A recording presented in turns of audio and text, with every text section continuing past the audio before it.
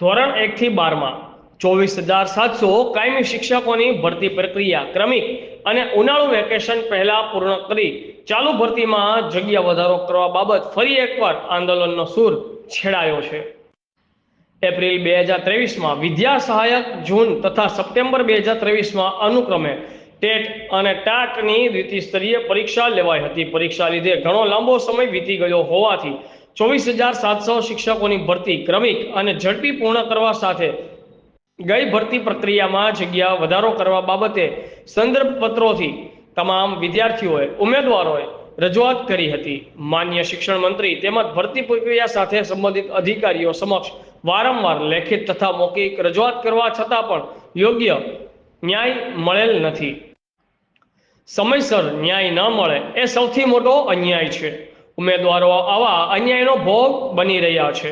અગાઉ કરેલ રજૂઆતોના સંદર્ભમાં જોવા જઈએ તો એક આખું પુસ્તક અરજીઓથી ભરાય તેવું છે।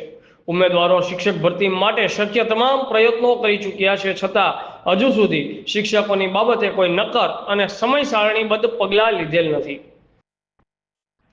બ્યુરો ચીફ સુરેશભાઈ પારગી, આઝાદ મીડિયા લાઈવ, ગુજરાત।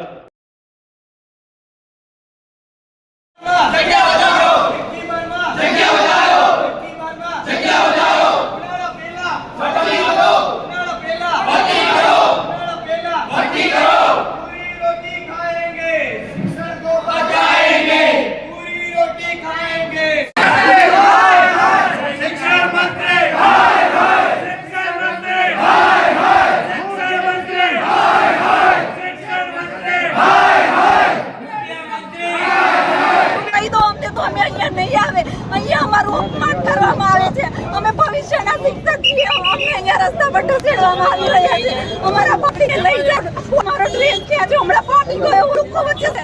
તમે બસ અમારો બચાવ કરો અને સરકારને કરું છું કે આ પાડીને ભરતી કરો।